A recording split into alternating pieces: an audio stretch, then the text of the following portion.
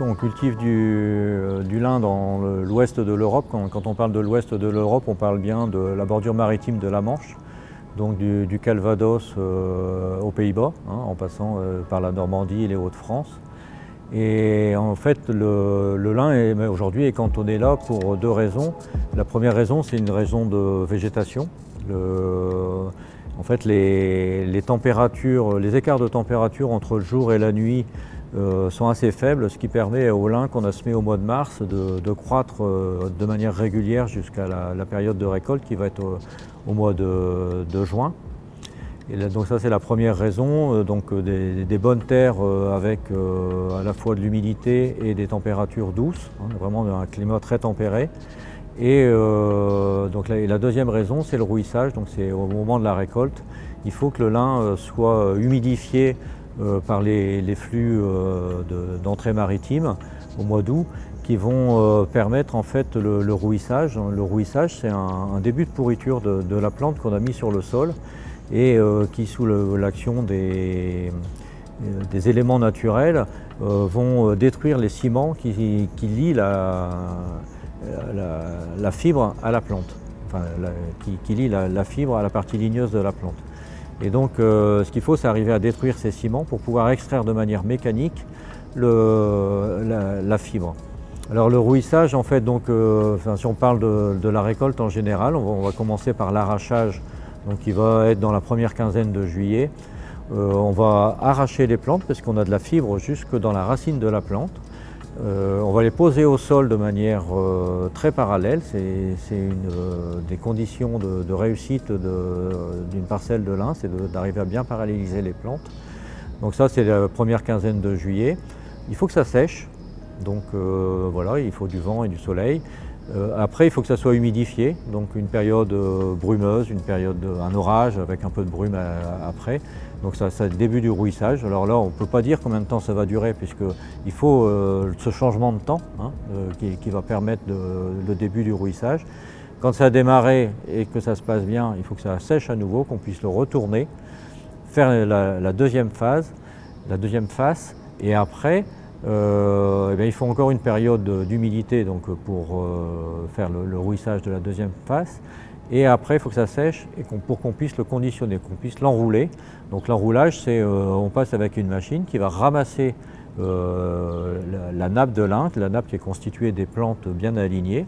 On va la ramasser, on va la conditionner en mettant une ficelle à l'intérieur de la botte pour qu'au teillage, qui est l'opération suivante, on puisse récupérer toujours cette nappe avec les plantes bien parallèles.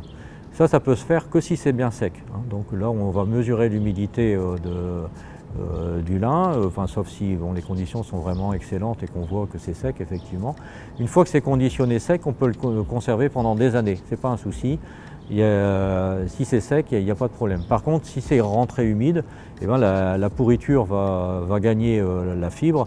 Et quand on va ouvrir les balles, eh bien, on va constater que ça s'est dégradé et qu'il n'y a plus de fibre. En fait, sur une exploitation agricole, on ne cultive pas que du lin. On ne cultive pas que du lin parce que la même parcelle peut être ensemencée en lin qu'une fois tous les 7 ans. Donc on doit alterner les cultures. Donc après du lin, on va mettre une céréale, après on va mettre des pommes de terre, on va remettre une céréale, etc. Et la 7e année, ou la 6e ou la 7e année, on va revenir avec du lin. Parce que sinon la terre se fatiguerait de toujours cultiver la même culture sur la même parcelle. Cette bordure maritime de la Manche qui part de Caen et Amsterdam, c'est toujours les deux villes qu'on prend en exemple, produit 80% de la production mondiale de fibres de lin. Alors 80% c'est énorme, la France c'est 80% de ces 80%. Donc ça aussi, c'est vraiment une culture qui est ancrée dans le territoire. Alors pour les raisons climatiques qu'on a vu tout à l'heure, mais aussi parce qu'on a le savoir-faire et aussi parce qu'on a les outils de transformation. Puisque au teillage, il y a aussi une capacité à régler les machines et à trier les matières pour avoir des lots très homogènes. Et donc le reste de la production dans le monde, c'est un peu en Biélorussie et un peu en Égypte. Alors en Biélorussie, ils ont une période de végétation qui est plus courte parce qu'ils ont des hivers plus longs. Donc ils vont semer plus tard que nous et devoir récolter plus tôt. Donc période de végétation plus courte, rouissage plus court, donc matière de moins bonne qualité. Par contre en Égypte, dans le delta du Nil, ils ont des terres qui sont fertiles, ils ont un savoir-faire. Il y a 30 000 ans qu'on a trouvé du lin dans les tombeaux des Égyptiens, donc c'est pas d'aujourd'hui que c'est cultivé en Égypte, c'est le berceau du lin. Mais d'abord ils sont limités en surface de production, puisque eux aussi ils ont un problème de nourriture de leur population, il faut qu'ils produisent aussi de la nourriture.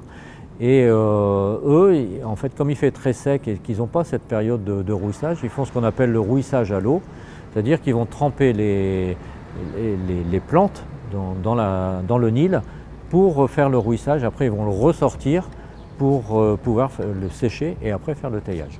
Ce qu'il faut bien avoir en tête, c'est qu'on sépare tous les lots. Et pour nous, un lot, c'est une parcelle. Donc si l'agriculteur a plusieurs parcelles, parce qu'il a plusieurs parcelles de culture, parce qu'il a plusieurs variétés, parce qu'il a plusieurs dates de semis, il va nous faire des lots différents. Donc il va les conditionner en balles de paille. Il va ranger ça dans sa grange et donc nous comme nous on tourne toute l'année et que l'agriculteur récolte sur une semaine, donc il stocke sa matière et après nous on va l'appeler pour lui dire bon c'est ton tour de livrer. Donc il va apporter le lot complet ici à l'usine et nous l'usine on va travailler un lot entier, c'est-à-dire qu'on va essayer de garder sur nos 3 lignes de teillage un seul lot pour pouvoir identifier toutes les matières à la sortie, pour qu'on ait bien notre lot qu'on avait dans la parcelle, on le retrouve ici dans le teillage, dans le stockage, identifié et qu'on puisse le vendre en fait à notre client en lui disant bah voilà ça c'est un lot homogène et tu vas pouvoir régler ta machine suivant ta convenance, mais au moins tu sais que toute cette parcelle là, tout ce lot là qui fait 5-10 tonnes, il est homogène. Donc ici, nous, on est organisé en coopérative. Une coopérative, c'est une entreprise qui appartient à ses adhérents, aux agriculteurs, qui est gérée par un conseil d'administration qui élit un président. Et on confie en fait la marge de l'usine à une équipe dirigeante, donc avec un directeur, directeur administratif, etc.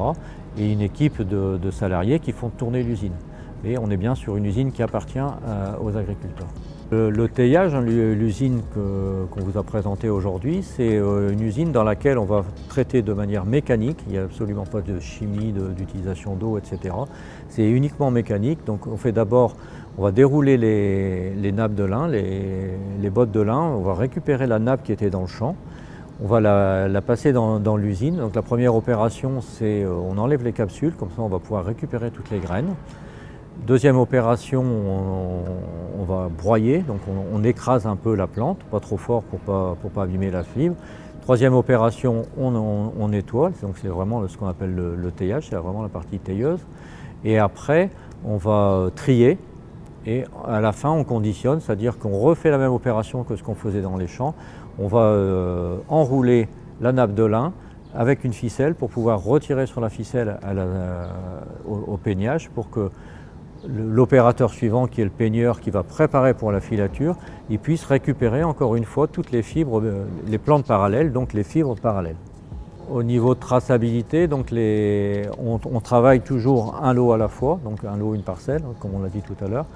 Ce lot-là, les opérateurs savent qu'ils ont changé de lot, donc ça leur permet d'ajuster les réglages de l'usine, mais ça permet aussi d'identifier toutes les matières qui vont sortir de l'usine. Les fibres longues, on leur colle une étiquette sur chaque balle avec le code de l'adhérent et le code du lot, donc le numéro de la parcelle.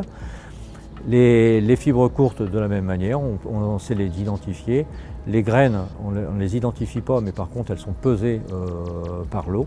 Donc on a bien pour chaque adhérent à la fois une quantité de matière et une qualité. Ici, on fait entre guillemets le cracking du lin, c'est-à-dire qu'on prépare pour d'autres industries. Donc fibres longues, essentiellement textiles, c'est 20 à 25% de la matière qui rentre. Donc fibres longues textiles, donc qui peut aller soit dans l'habillement, soit dans l'ameublement. Fibres courtes, donc c'est les coproduits qui tombent au moment de ces opérations mécaniques où il peut y avoir des fibres qui tombent. Donc fibres courtes, quand elles sont de très bonne qualité, nous on les vend à des gens qui vont les nettoyer, qui vont enlever ce qui reste encore d'ANA, et elles vont partir soit en textile, puisqu'elles feront la longueur d'une fibre de coton ou d'une fibre de laine, et donc on peut mélanger les matières à ce moment-là pour faire des fils mélangés. Donc, laine, coton, viscose, etc. On peut faire plein de mélanges avec du lin. Ça, c'est des fibres longues de très bonne qualité. Après, elles peuvent partir aussi en isolant. Donc on peut, pour faire les isolants dans le bâtiment, donc on les remélange en général avec des fibres de bois, des fibres de chanvre, de la ouate, etc. pour faire un isolant stabilisé qui dure très longtemps dans le temps. Et après, on peut aussi avoir l'usage des fibres courtes, c'est aussi la papeterie, puisqu'on peut faire, grâce à ces fibres qui sont à la fois fines et solides, on peut faire des papiers très fins. Donc on fait les papiers, ce qu'on appelle les papiers bibles, donc les papiers très très fins, les papiers à cigarettes. Et enfin, c'est aussi utilisé dans le papier monnaie, dans la recette du dollar américain, il y a de la fibre de lin européen. Par contre, dans l'euro, malheureusement, on n'a pas réussi à intégrer de fibres courtes de lin. Donc là, fibre longue, fibre courte. Les graines, elles ont deux usages. Soit on peut les utiliser pour faire de la semence pour l'année suivante. Soit ici, c'est plutôt utilisé pour faire de l'huile de lin, donc pour les peintures. Donc on vend ça à des gens qui vont les triturer, qui vont faire de l'huile et du tourteau de lin qui sert en alimentation animale. Donc là, 20-25% de fibres longues, 5 à 10% de fibres courtes, 4 à 10% de graines et il reste en gros 45 à 50% d'ANA, donc il y a la partie ligneuse de la fibre, qui vont servir, eux, donc nous on les vend dans l'état, qui peuvent servir soit pour faire des panneaux d'agglomérés. Les gens qui font des panneaux d'agglomérés à base de copeaux de bois, ils mettent des anas de lin au milieu pour alléger leurs panneaux, quand ils font des panneaux très épais. Donc les panneaux, les litières pour animaux, donc ça peut être des litières pour chevaux essentiellement, et après l'énergie dans les chaudières à biomasse. Il nous reste, parce qu'il y a toujours un peu de poussière qui arrive dans l'usine parce que la matière a été posée sur le sol, donc on ramène toujours un peu de terre. La terre est extraite, filtrée, on récupère de la poussière qu'on remet dans les champs. Donc tout ce qui rentre dans l'usine est valorisé.